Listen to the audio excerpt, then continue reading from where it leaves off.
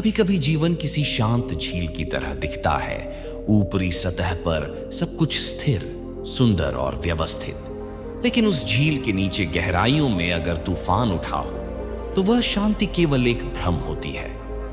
बिल्कुल वैसा ही जीवन था आरव का। बाहर से मुस्कुराता चेहरा, सफल व्यवसाय, सुंदर परिवार, हर कोई कहता क्या भाग्य पाया है इसने। पर कोई नहीं जानता था कि उसके भीतर रोज एक युद्ध चलता था। अशांति, बेचैनी और एक ऐसा खालीपन जिसे वह खुद भी समझ नहीं पा रहा था। आरव की जिंदगी हमेशा से आसान नहीं थी, लेकिन उसने कठिनाइयों को कभी जाहिर नहीं होने दिया। एक मध्यम वर्गीय परिवार में जन्मा, उसने खुद की मेहनत से अपने लिए एक अच्छी जिंदगी बनाई। 25 की उम्र में अपना स्टार्टअप शुरू किया, जो देखते ही देखते देश के टॉप बिजनेस में गिना जाने लगा। लोग उसके जीवन की चमक को देखकर मोहित हो जाते, लेकिन कोई नहीं जानता था कि इस चमक के पीछे कितनी नींदें कुर्बान हुई थीं, कितने रिश्ते छूटे थे, और सबसे बड़ी बात, उसने अपनी आत्मिक शांति खो दी थी। हर सुबह वह एक कामयाब आदमी की तरह उठता, लेकिन हर रात वह एक थका हुआ इंसान बनकर सोता। जिस हंसी को लोग प्रेरणा कहते थे, वह दरअसल एक मुखौटा था जिसके पीछे दर्द, खोखलापन और नीरसता छिपी थी। एक रात जब आरव अपनी बालकनी में बैठा तो उसके मन में एक विचार कौंधा। क्या वाकई मैं खुश हूं? सवाल छोटा था, लेकिन उत्तर खोजने की प्रक्रिया ने उसके जीवन को हमेशा के लिए बदल दिया। उसने सबसे पहले खुद को देखने की कोशिश की। अपने दिन भर के भागदौड़ में जो चेहरे वह रोज देखता था, उनसे वह कब का दूर हो चुका था। अपने बेटे के बचपन की वो कहानियां जो उसे सुनानी थी, वो रह गई। पत्नी के चेहरे की चिंता को पढ़ने की क्षमता अब उसके अंदर नहीं बची थी। उसे लगा उसने सब कुछ पा लिया, पर खुद को खो दिया। एक दिन उसने अचानक सब कुछ छोड़ने का निर्णय लिया। उसने कहा, मैं अब शांति ढूंढूंगा, लेकिन बाहर नहीं, भीतर। और यहीं से शुरू होती है उस यात्रा की कहानी, जो सिर्फ आरव की नहीं, हर उस इंसान की है जो आज तेज भागती दुनिया में शांति की तलाश कर रहा है। यह कहानी एक खोज की है, मन की, आत्मा की, और उस मौन की जो सब कुछ कह जाता है। यह कहानी बताती है कि सच्ची सफलता वह नहीं जो आंखों को चकाचौंध कर दे। सच्ची सफलता वह है जो मन को स्थिर कर दे। यह कहानी आरव के भीतर उठे तूफान को रोकने की है। यह एक ऐसे अनुभव की कहानी है जो बता सकती है कि जीवन में शांति बाहर की दुनिया को बदलने से नहीं, बल्कि अपने भीतर के स्वरूप को समझने से आती है। अगर आप भी उन लोगों में हैं जो रोज मुस्कुराते हैं लेकिन अंदर से टूटे हैं, अगर आप भी उस शांति को ढूंढ रहे हैं जो शब्दों में नहीं, मौन में होती है, तो यह कहानी आपके लिए है। शायद यह कहानी आपको नई राह दिखा दे। शायद यह कहानी आपके जीवन का भी कोई दरवाजा खोल दे। आरव शहर की चकाचौंध से दूर निकल पड़ा था। न उसके पास कोई तय योजना थी, न कोई तय गंतव्य। बस मन में एक बेचैन करने वाली तृष्णा थी, भीतर की शांति को पा लेने की। दिल्ली के चमकते कॉरपोरेट जीवन से भागकर वह उत्तर की ओर चला। रास्ते में सिर्फ खामोशी थी और मन में एक अंतहीन संवाद। मोबाइल उसने स्वेच्छा से स्विच ऑफ कर दिया था, जैसे वो पूरी दुनिया को मूक करना चाहता हो। कुछ घंटों की ट्रेन यात्रा के बाद जब वह ऋषिकेश पहुंचा तो सामने गंगा बह रही थी, शांत फिर भी सशक्त। नदी की धार देखकर उसे पहली बार यह अनुभूति हुई कि बहना भी एक प्रकार की साधना हो सकती है। गंगा के तट पर बैठकर उसने वर्षों बाद खुद से कोई प्रश्न पूछा, मैं कौन हूं जब मेरे पास मेरी पहचान नहीं बचती? जवाब नहीं आया, लेकिन प्रश्न भीतर बैठ गया। ऋषिकेश की गलियों में घूमते हुए उसका सामना एक वृद्ध साधु से हुआ। वह साधु कुछ नहीं बोलता था, लेकिन उसकी आंखों में एक स्थिरता थी जैसे वह हर शोर से ऊपर उठ चुका हो। साधु ने न हाथ फैलाया न किसी को रोका, पर लोग आकर उसके पास बैठते और मौन साध लेते। आरव भी उसी आकर्षण में खिंचकर साधु के पास बैठ गया। घंटे बीतते गए पर कोई संवाद नहीं हुआ, लेकिन आरव के भीतर कोई चीज हिल रही थी, जैसे कोई भीतरी द्वार खुल रहा हो। उस रात आरव वहीं घाट के किनारे सो गया, बिना चादर, बिना तकिए, खुले आसमान के नीचे सितारों की छांव में पहली बार उसने अपने आप को करीब से महसूस किया। सुबह होते ही वह साधु फिर वहीं मिला।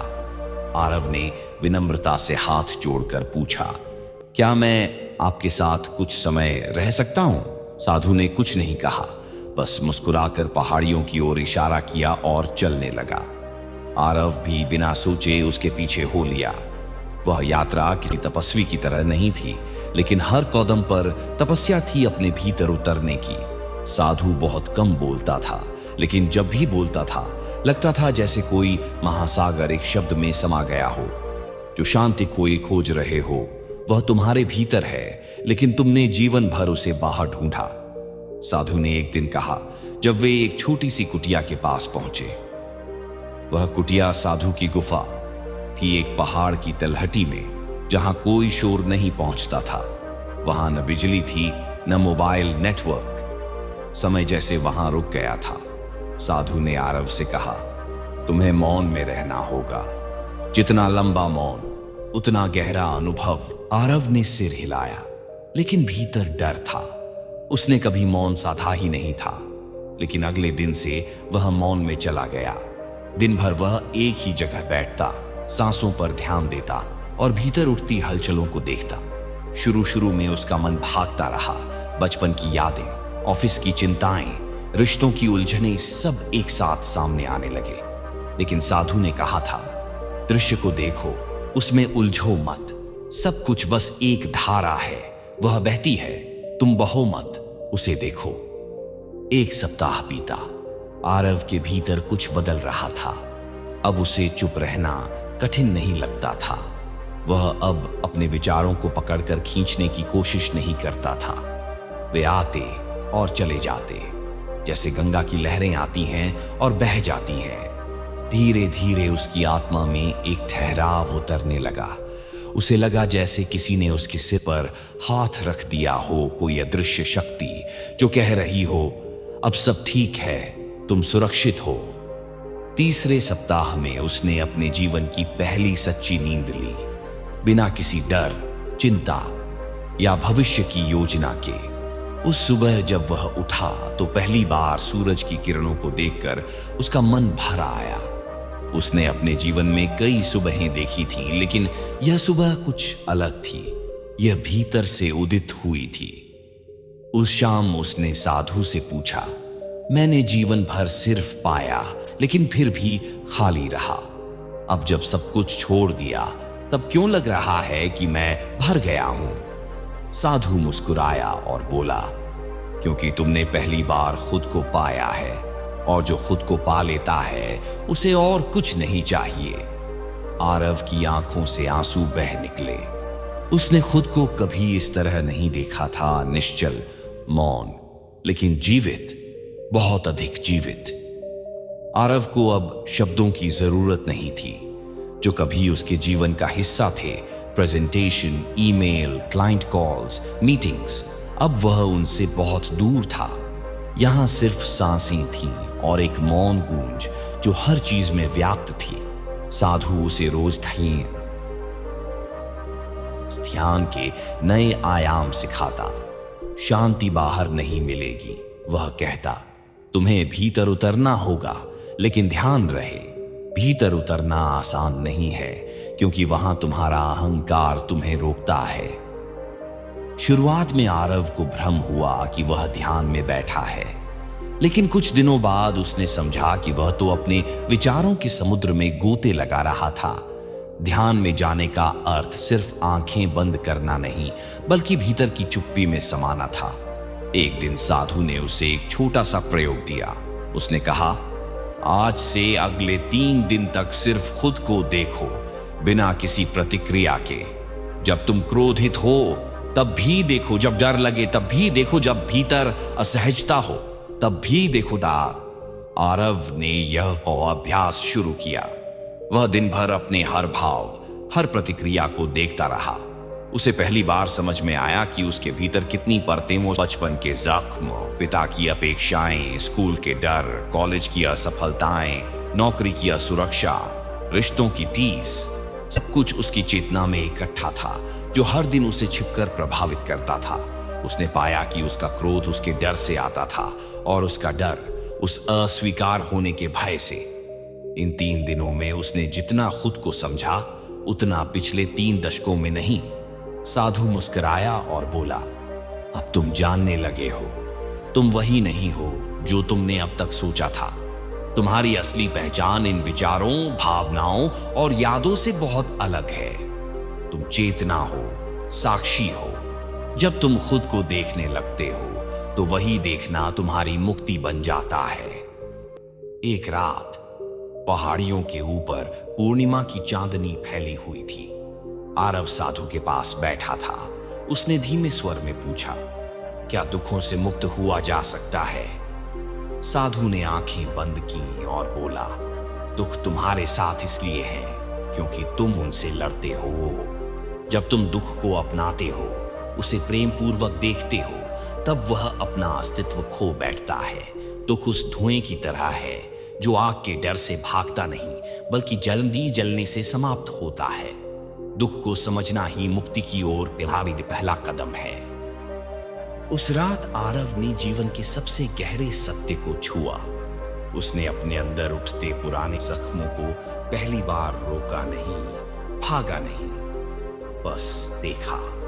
आंखें बंद थीं, लेकिन आंसू बह रहे थे। वर्षों पुराना दुख आज पहली बार बोलने लगा था। वह रोया, बहुत रोया, लेकिन उस रोने में कोई कमजोरी नहीं थी। वह शुद्ध शांति की ओर पहला दरवाजा था। अगले दिन साधु ने एक कहानी सुनाई, एक शिष्य की जो वर्षों गुरुकुल में रहा पर कभी ध्यान नहीं लगा पाया। गुरु ने उसे कहा, तू हर बार ध्यान करने बैठता है लेकिन अपने साथ अपनी पूरी दुनिया लेकर बैठ जाता है। ध्यान तब शुरू होता है जब तू खाली होकर आए। पहले भीतर सफाई कर, फिर ध्यान में उतर। आरव को जैसे यह कहानी अपने लिए सुनाई गई लगी। उसने अब अपने भीतर की सफाई शुरू की। एक एक विचार, एक एक अपेक्षा, एक एक हस्तिकिया में एक गलती को देखा, समझा और छोड़ना सीखा। शांति अब उसके लिए कोई लक्ष्य नहीं रही, वह उसकी यात्रा बन गई थी। वह समझ चुका था कि शांति कोई आवाज नहीं है, वह मौन की गोद है। वहां कोई शोर नहीं है, कोई तलाश नहीं, बस होना है। साधु अब उसे कम बोलते थे क्योंकि आरव अब बिना शब्दों के समझने लगा था। सुबह की हवाओं में उसे ईश्वर की करुणा दिखती थी, शाम के सूरज में उसे जीवन की क्षणभंगुरता का संदेश मिलता था और रात की चुप्पी में उसे अपने भीतर का गहराता हुआ सागर सुनाई देता था। एक सुबह जब वह ध्यान से उठा, उसने साधु से कहा, अब मुझे शहर की याद नहीं आती। साधु मुस्कुराए और बोले, क्योंकि अब तुमने खुद को पा लिया है। जो अपने को पा लेता है उसके लिए बाहर की दुनिया सिर्फ दृश्य बन जाती है, कभी मोह नहीं। तुम्हारा केंद्र अब भीतर है, बाहर नहीं। आरव का चेहरा शांत था, आंखों में स्थिरता और मन में संतुलन। उसने पहली बार उस मौन की मिठास को पूरी तरह से चखा था। न शोर चाहिए था, न तालियां, न कोई पहचान। वह बस जी रहा था पूरी सजगता के साथ। कई हफ्तों तक साधना, मौन और आत्मनिरीक्षण की यात्रा के बाद आरव अब भीतर से कुछ और हो चुका था। वह जो एक बार अपने जीवन की सफलता पर गर्व करता था, अब उसे तुच्छ लगने लगी थी। उसने देखा कि जो वह पहले सोचता था कि ये उसका जीवन है, वह दरअसल एक स्वप्न था। दूसरों की अपेक्षाओं, समाज के मापदंडों और खुद के अधूरेपन से बना एक कृत्रिम जाल। लेकिन अब वह इस जाल से बाहर था, स्वतंत्र, सजीव और सबसे बड़ी बात, सजग। एक दिन साधु ने कहा, अब तुम्हें लौटना चाहिए। जो अनुभव तुमने पाया है उसे अब संसार के बीच ले जाना है। जो भीतर जागृत हुआ है उसे बाहर के जीवन में उतारना ही असली साधना है। आरव ने कोई प्रतिरोध नहीं किया। अब उसके अंदर विरोध का स्थान विनम्रता ने ले लिया था। वह जानता था कि असली परीक्षा मेरा अब शुरू हो गई होगी। अब जब वह फिर से उन्हीं सड़कों पर चलेगा जहां कभी वह भागता था, अब जब वह उन्हीं लोगों से मिलेगा जिनके बीच वह खुद को खो चुका था, तब क्या वह इस शांति को कायम रख पाएगा? वापसी की यात्रा लंबी नहीं थी, लेकिन भीतर बहुत कुछ चल रहा था। ट्रेन की खिड़की से बाहर देखते हुए उसने खुद से एक वादा किया, अब मैं सिर्फ जीने के लिए नहीं जीऊंगा, मैं अब सचमुच जाग कर जीऊंगा। जब वह घर पहुंचा तो उसका बेटा दरवाजे पर दौड़ता हुआ आया, जैसे वर्षों से उसने अपने पिता को इस रूप में नहीं देखा हो। पत्नी की आंखें भर आईं, लेकिन साथ ही उसमें एक जिज्ञासा भी थी। क्या यह वही आरव है? हाँ, वही था, पर अब वह अलग दृष्टि से देखने वाला आरव था। पहले दिन ही वह अपने बेटे को पार्क ले गया। वर्षों बाद उन्होंने एक दूसरे की आंखों में बिना शब्दों के संवाद किया। झूले की हर गति में उसे समय की क्षणिकता दिख रही थी और बच्चे की हंसी में उसे ईश्वर की उपस्थिति महसूस हो रही थी। पत्नी के साथ भी उसके संबंधों में एक नया रंग था। अब वह केवल सुनता नहीं था, सुनता हुआ महसूस करता था। पहले जहां बातचीत में समाधान देना उसकी आदत थी, अब वह बस मौन होकर साथ बैठता और उसकी अनुभूति में शामिल होता। ऑफिस में भी सब उसे देखकर चकित थे। वही आरव, लेकिन अब तेज चलने के बजाय शांत चलने वाला। मीटिंग्स में अब उसका चेहरा गुस्से से नहीं, गहराई से भरा होता। उसकी निर्णय शक्ति में अब जल्दबाज ही नहीं थी, अब वहां अंतर्दृष्टि थी। उसने ऑफिस में एक ध्यान कक्ष बनवाया जहां हर कर्मचारी दिन में कुछ पल खुद के लिए निकाल सकता था। लोग पहले तो हैरान हुए, फिर आकर्षित हुए। अब उनका बॉस सिर्फ लक्ष्य नहीं देता था, वह उनके मन की थकान को भी समझता था। एक दिन दाई पुराने मित्र ने पूछा, यार तू बदल गया है। पहले तू सफलता की बात करता था, अब तू मौन की बात करता है। तू अब आरव सीईओ नहीं लगता। आरव मुस्कुराया और बोला, पहले मैं वही था जो दिखता था, अब मैं वह हूं जो मैं हूं। पहले मैं चोटी पर चढ़कर खो गया था, अब मैं नीचे खड़ा हूं लेकिन खुद को पा चुका हूं। रातों में जब वह बालकनी में बैठता तो वहां मोबाइल नहीं होता, योजनाएं नहीं होती, बस एक मौन सा संवाद होता अपने अस्तित्व के साथ। उसे अब कोई जल्दी नहीं थी, उसे अब किसी को साबित नहीं करना था। वह जानता था कि जीवन एक अनंत धारा है, कभी सरल कभी जटिल, लेकिन हर रूप में एक साधना है। कुछ महीनों बाद आरव ने एक छोटा सा समूह बनाया जिसमें वह हर रविवार उन लोगों से मिलता जो जीवन की दौड़ में थक चुके थे। वहां कोई प्रवचन नहीं होता, कोई उपदेश नहीं, सिर्फ मौन, कुछ सांसों का ध्यान और एक दूसरे की सच्ची उपस्थिति। धीरे धीरे वह समूह बढ़ता गया। लोग कहते, आरव के पास बैठने से शांति मिलती है, लेकिन आरव जानता था कि वह शांति उसकी नहीं, उस मौन की है जो उसने पहाड़ों में साधु के साथ पाया था। एक दिन बेटे को ध्यान करना सिखा रहा था। बेटे ने पूछा, पापा ये ध्यान करने से क्या होता है? आरव ने मुस्कुराकर कहा, ध्यान करने से हम वो चीज पाते हैं जो हम कभी खोते ही नहीं, पर भूल जाते हैं खुद को। समय बीत रहा था। आरव का जीवन अब एक सहज बहाव बन चुका था, जैसे कोई नदी चुपचाप बह रही हो। वह अब हर सुबह ध्यान करता, परिवार के साथ नाश्ता करता, ऑफिस में कम लेकिन ठोस काम करता और शाम को खुद के साथ समय बिताता। शांति उसकी जीवन शैली बन चुकी थी। वह भागता नहीं था, रुकता था, वह सुनता था, प्रतिक्रिया नहीं करता था। उसके भीतर एक स्थायित्व था, जैसे कोई गहरा सागर जिसे बाहर की लहरें हिला नहीं सकती। लेकिन जीवन का स्वभाव है परीक्षा लेना, और जैसे ही आप भीतर से शांत होते हैं, जीवन आपको वही दिखाता है जो अब तक आप नजरअंदाज कर रहे थे। एक शाम ऑफिस से लौटते वक्त उसे फोन आया। उसके पिता की तबीयत अचानक बिगड़ गई थी। वर्षों से उनके संबंधों में दूरी रही थी। आरव जब बच्चा था तब उसके पिता कठोर स्वभाव के थे। उन्होंने आरव को कभी स्नेह से गले नहीं लगाया, हमेशा उससे अपेक्षाएं ही की। यही कारण था कि आरव ने जीवन भर खुद को सिद्ध करने की होड़ में डुबो दिया। वह अस्पताल पहुंचा तो पिता बेहोश थे।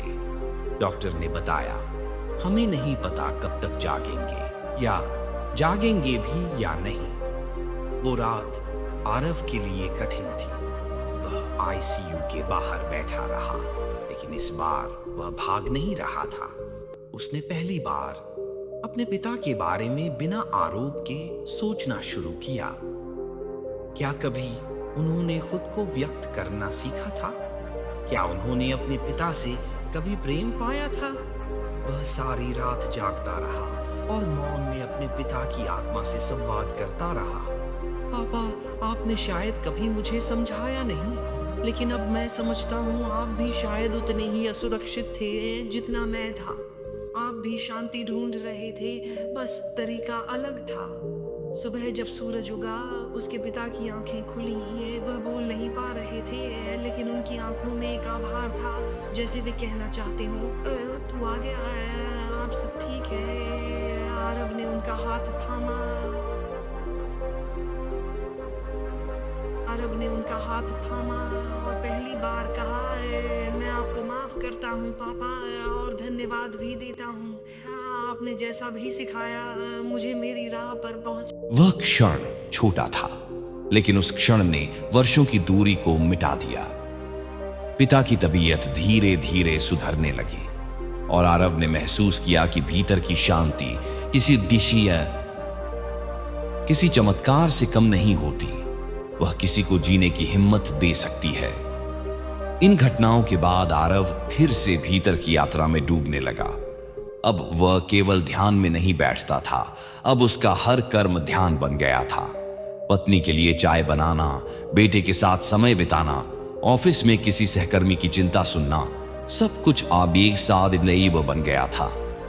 एक दिन उसके ऑफिस में एक युवा कर्मचारी उसके पास आया। वह बेचैन था। बोला, सर, मैं खुद से थक गया हूं। इतनी मेहनत करता हूं, पर लगता है कुछ भी पर्याप्त नहीं है। आरव ने उसकी आंखों में देखा।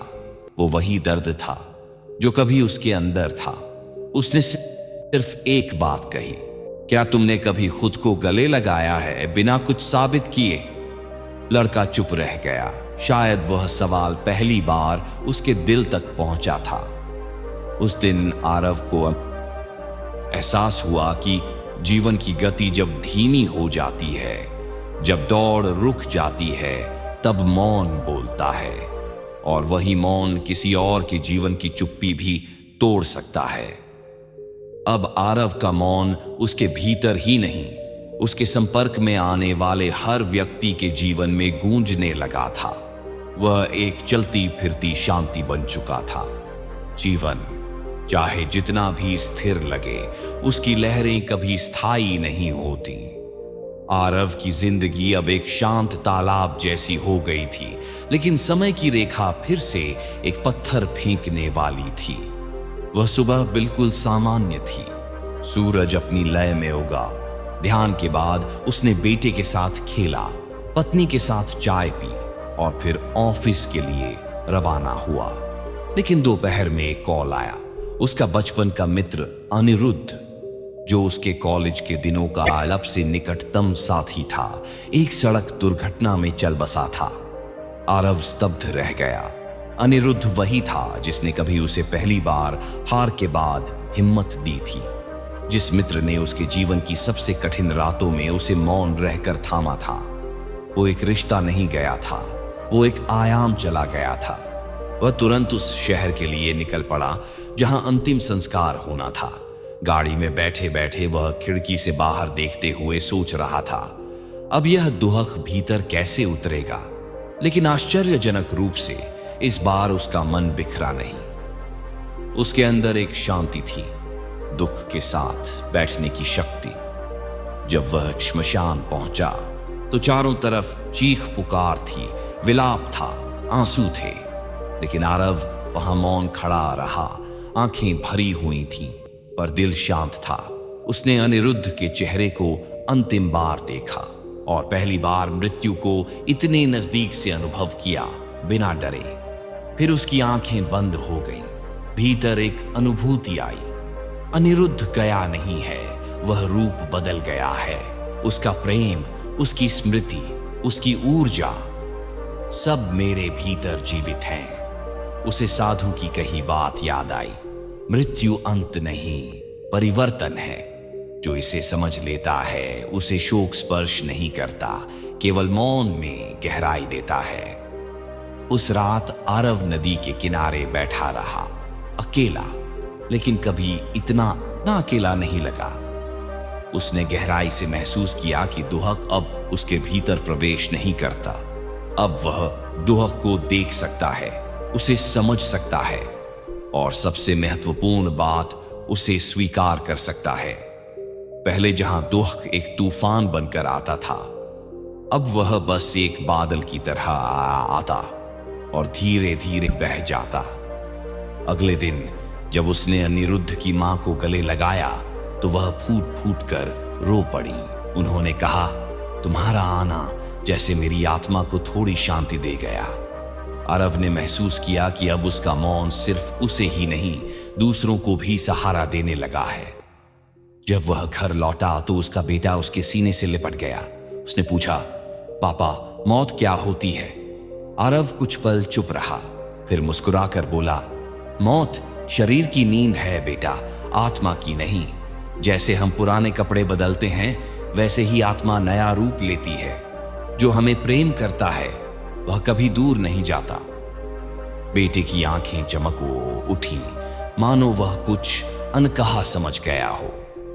उस दिन आरव को पहली बार यह समझ आया कि शांति का मतलब दुहक से दूर भागना नहीं है, बल्कि दुहक के पास भी शांत रहना है। अब मृत्यु भी उसे डरा नहीं रही थी, बल्कि उसे जीवन की गहराई दिखा रही थी। और यही था असली मोड़, जहां आरव परिवर्तन को विरोध नहीं, प्रणाम करने लगा था।